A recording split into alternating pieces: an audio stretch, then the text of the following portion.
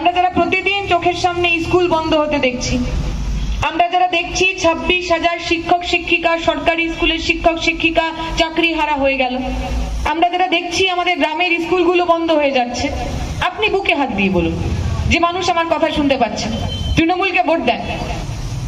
আপনি বুকে হাত দিয়ে বলুন এই ছোট্ট বাচ্চাটা পুলিশ হওয়ার যে স্বপ্ন, পুলিশ হওয়ার যে ইচ্ছা, যেভাবে এই সরকারটা চলছে, সেই সরকার যদি এভাবেই চলে, সে জীবনে কোনোদিনও পুলিশ হতে পারবে কি পারবে না? সম্ভব কি সম্ভব? পড়াশোনা করার সমস্ত পরিসর মমতা ব্যানার্জিরা ইচ্ছা করে তুলে দিচ্ছেন। কেন তুলে দিচ্ছেন? আগের বক্তারা বলেছে, দেবাঞ্জন বলার সময় বলেছে, আমি আরো বেশি করে বলবো, যে এলাকায় দাঁড়িয়ে আমরা কথা বলছি, আদিবাসী অধ্যুষিত এলাকা, প্রান্তিক মানুষের বসবাস, schedule caste, schedule tribe, OBC, মুসলমান মানুষের বসবাস সেখানে।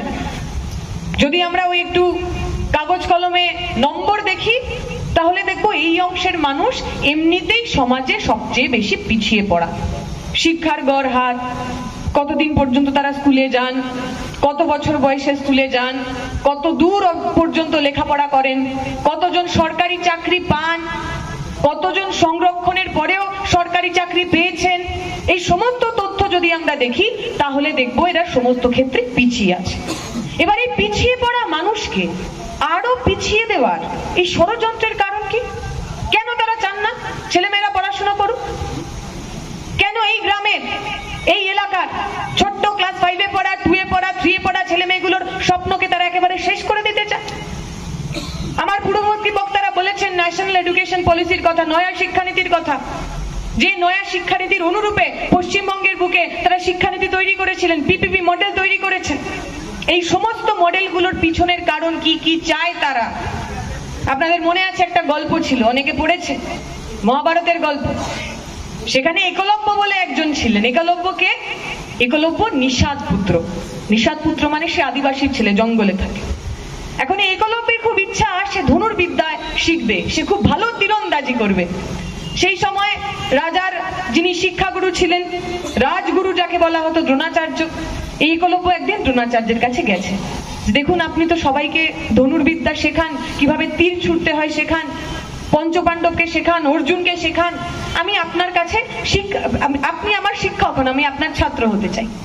দ্রোণাচার্য উত্তর দেয় যে আরে আমি রাজগুরু, আমি ক্ষত্রিয়দের শেখাই, আমি রাজার ছেলেদের শেখাই, তুমি নিষাদের ছেলে, তুমি আদিবাসীর ছেলে, তুমি জঙ্গলে থাকো, তোমায় যদি আমি শিক্ষা দিই আমার তো মান সম্মান সব শেষ হয়ে যাবে, আমি তোমাকে শিক্ষা দিতে পারবো না।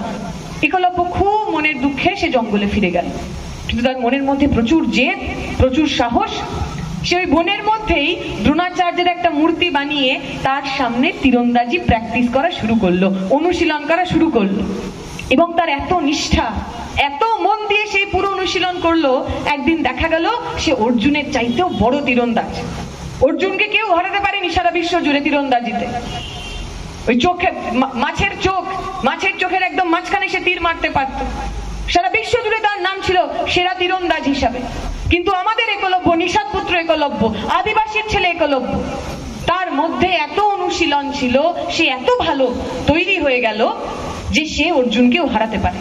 এই কথা যখন দ্রোণাচার্যের কানে এলো, দ্রোণাচার্য দেখলে তো মুশকিল, আমি রাজাদের শিক্ষক, আমি রাজগুরু, আমার ছাত্রের নাম অর্জুন, যদি এই আদিবাসীর ছেলের কাছে আমার রাজার ছেলে হেরে যায় তাহলে তো আমার খুব নাক কাটা যাবে। তো একদিন দ্রোণাচার্য গিয়ে একলব্যকে বললো যে দেখো, আমি দেখছি তুমি খুব ভালো তীর ছুটতে শিখেছো, কিন্তু তুমি তো আমার মূর্তির সামনে প্র্যাকটিস করেছো, তার মানে আমি তোমার গুরু? একলব্য বললেন হ্যাঁ, আমি আপনাকেই গুরু মেনে আমার সমস্ত অনুশীলন করেছি। তখন দ্রোণাচার্য বললেন তাহলে একটা কাজ করো, গুরু মেনে যখন আমাকে মেনেছো তাহলে তোমাকে গুরু দক্ষিণাও দিতে হবে।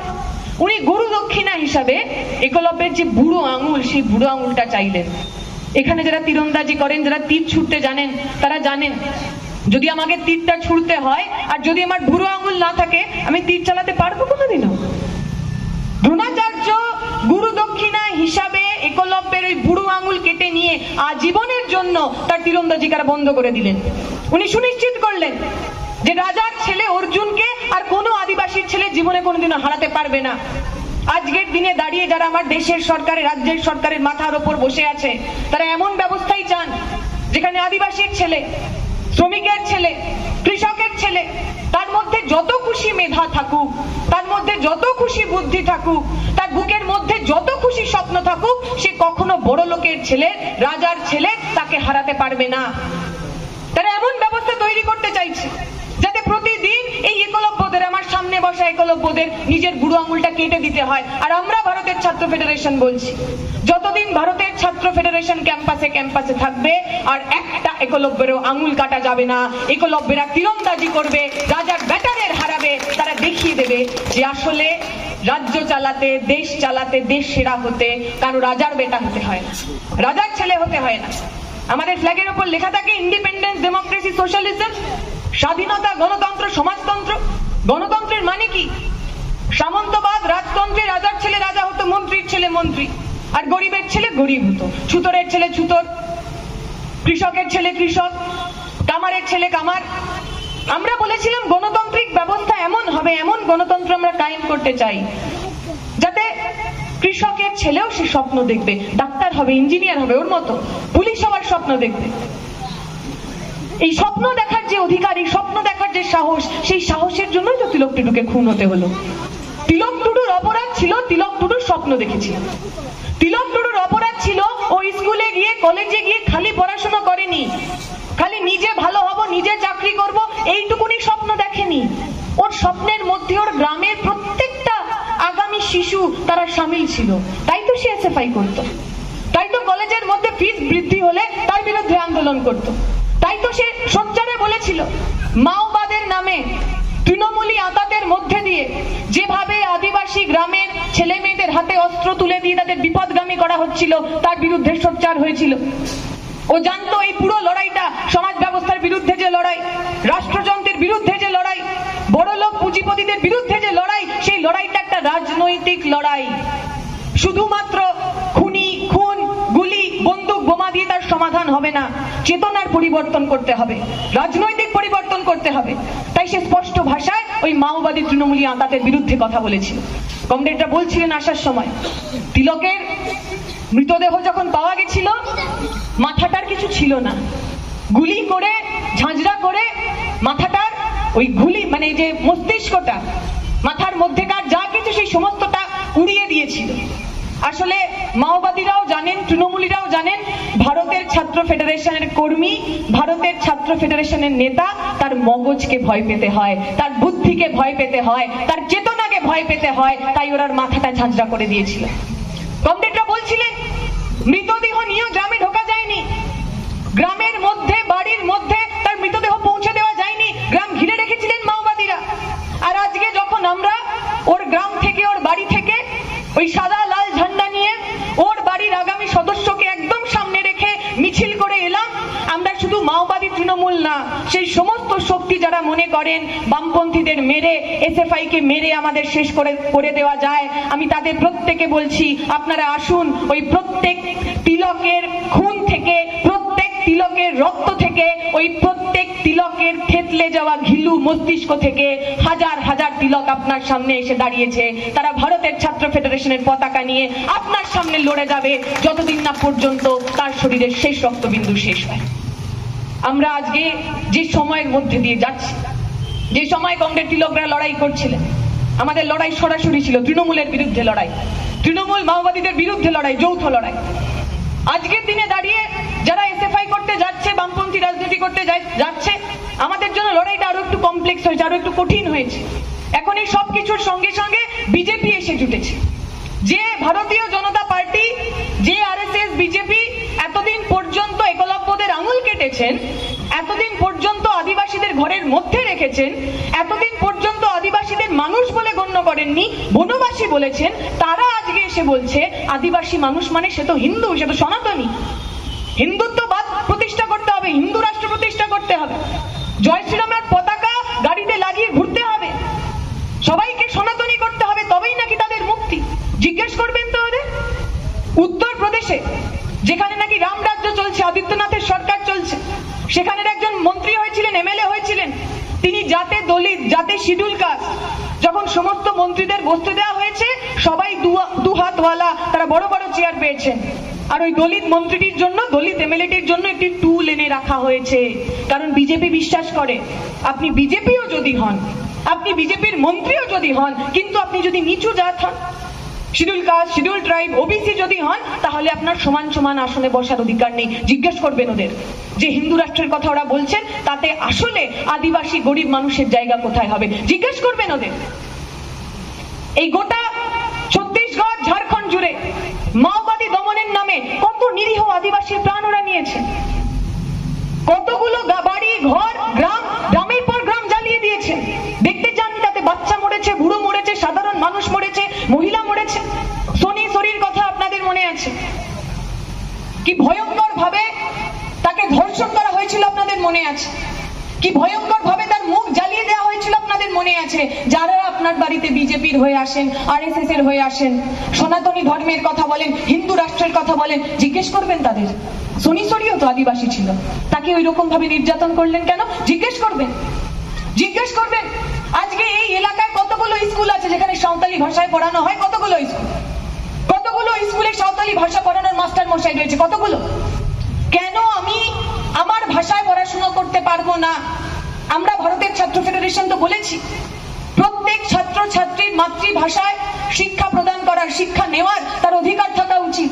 কেন এই অঞ্চলে একটাও সাঁওতালি ভাষার স্কুল না মমতা ব্যানার্জি, নরেন্দ্র মোদী তৈরি করেছেন, জিজ্ঞেস করবেন না আপনারা, জিজ্ঞেস করবেন না আপনারা? সাঁওতালি ভাষার যে স্ক্রিপ্ট যাতে লেখা হয়, এই অলচিকি ভাষার স্বীকৃতি কারা দিয়েছিল, কোন সরকার দিয়েছিল? বিজেপি দিয়েছিল, তৃণমূল দিয়েছিল, নাকি বামপন্থী সরকাররা দিয়েছে? গ্রামে গ্রামে, এলাকায় এলাকায়, পিছিয়ে পড়া এলাকাগুলোতে স্কুল, কলেজ, ইউনিভার্সিটি কারা তৈরি করেছে? ওই মমতা ব্যানার্জিরা তৈরি করেছে। মনে আছে আপনাদের মমতা ব্যানার্জির ডায়লগ, সিধু বাবু, কানু বাবু আর ডহর বাবু, তিনজন বাবু ছিলেন না? আমরা ছোটবেলা থেকে পড়ে এলাম সিধু কানহর কিরা, আমরা ছোটবেলা থেকে পড়লাম এই আদিবাসী আন্দোলনের, ভারতের প্রথম স্বাধীনতা সংগ্রামের যারা দুজন নেতৃত্ব দিয়েছেন, সিধু কানু তাদের মধ্যে অন্যতম। সিধু কানু নামে একটা রাস্তা ছিল, রাস্তাকে সাঁওতালি ভাষায় ডহর বলে। মমতা ব্যানার্জি মাইকে দাঁড়িয়ে বললেন সিধু বাবু, কানু বাবু এবং ডহর বাবু, যারা আপনার আমার সংস্কৃতি সম্পর্কে কিচ্ছু জানেন না, কিন্তু সেগুলোকে সামনে রেখে প্রতিদিন রাজনীতি করতে চান। আমাদের মনে আছে কিছুদিন আগে মমতা ব্যানার্জি নাচতে গেছেন উত্তরবঙ্গের কোথাও, আদিবাসী মহিলাদের সঙ্গে নাচছেন, আদিবাসী মহিলার হাত ছোবেন না বলে হাতে গ্লাভস পরে নাচছেন, যাতে কোনোভাবে ওই মহিলার, ওই আদিবাসী মেয়ের ছোঁয়া তার গায়ে না লেগে যায়। এরা বাঁচাবে আপনাদের, এরা বাঁচাবে আমাদের, এরা এই দেশের, এই রাজ্যের পিছিয়ে পড়া মানুষের ত্রাতা হবে? কোনোদিনও হবে না। কোন সম্প্রদায়কে, কোন নির্দিষ্ট জনগোষ্ঠীকে ভালোবাসার জন্য তার নামে রাজনীতি করার দরকার পড়ে না। নিজের বড় বড় মুখ, নিজের বড় বড় হোর্ডিং রাজ্যে রাজ্যে টানানোর প্রয়োজন পড়ে না। 2011 সালের পর থেকে জাত ধর্ম নিয়ে যেভাবে মানুষে মানুষে দাঙ্গা লাগিয়েছে মোদী এবং মমতার সরকার, মানুষকে ভালোবাসলে তার দরকার পড়ে না, প্রয়োজন হয় না। 11 সালের আগে পশ্চিমবঙ্গের বুকে কেউ জানতো না দাঙ্গা কিরকম হয়, হিন্দু মুসলমান দাঙ্গা কি আমরা জানতাম না।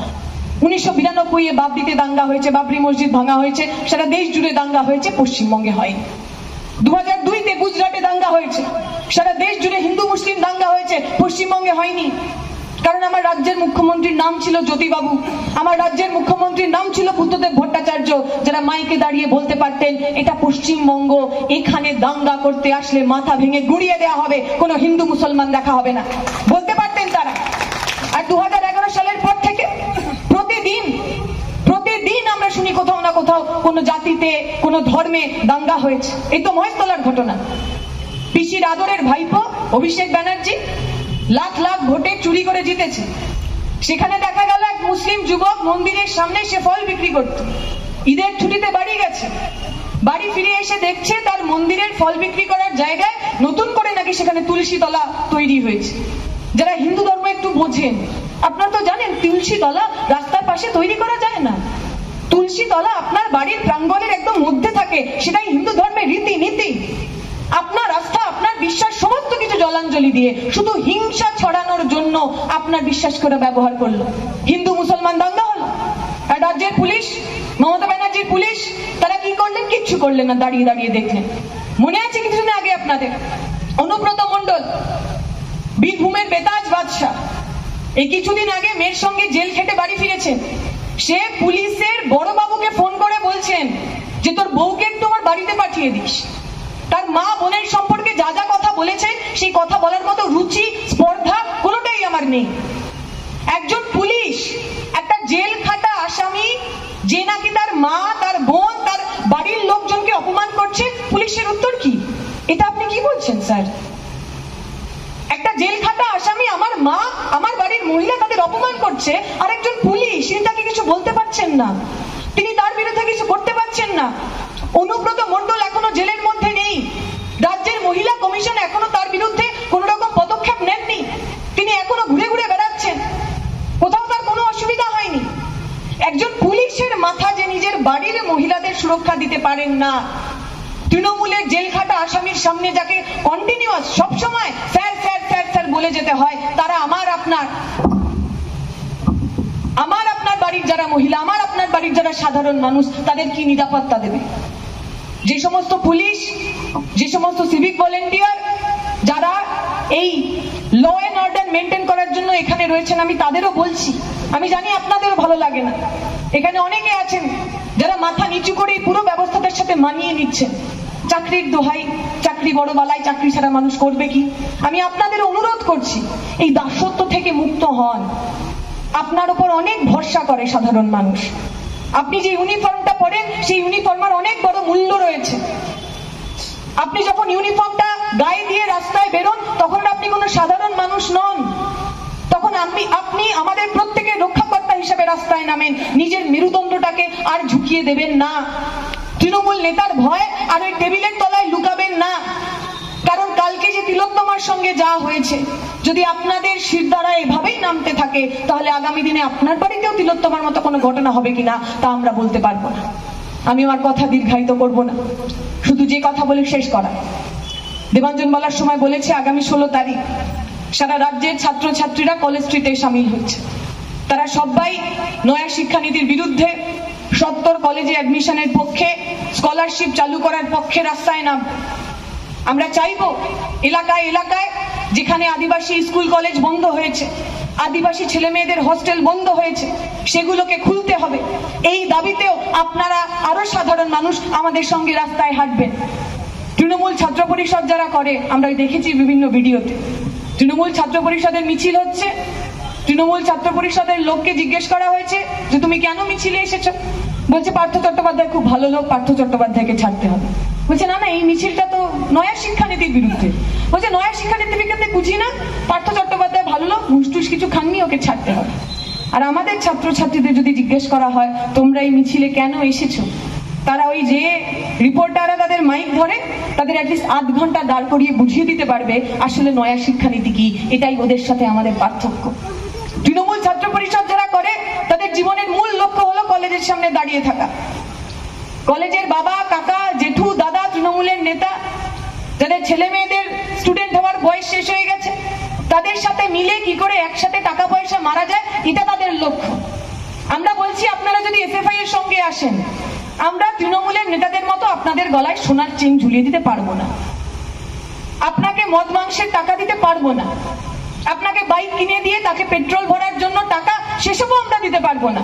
তবে এটুকু বলতে পারি, আগামী দিনে আপনার ভাই বোন যদি লেখাপড়ায় ভালো হয়ে নিজের কৃতি সার্টিফিকেটটা নিয়ে কলেজে যায়, আর তৃণমূলের কোনো দাদা, কোনো গুন্ডা যদি তার কাছ থেকে টাকা চায়, ঘুষ চায়, তাহলে ওই ঘুষ চাওয়া হাতটাকে ভেঙে গুড়িয়ে দেওয়ার সাহস, শপথ ভারতের ছাত্র ফেডারেশনের আছে। আপনাকে পক্ষ নিতে হবে কাদের সঙ্গে থাকবে, আপনাদের পক্ষ নিতে হবে কাদের সঙ্গে আপনারা থাকবেন। যারা আপনার বাড়ির মহিলাদের তিলোত্তমা থেকে শুরু করে কামদুনি একের পর এক ঘটনা ঘটায়, তাদের সঙ্গে থাকবেন নাকি আমাদের সঙ্গে থাকবেন?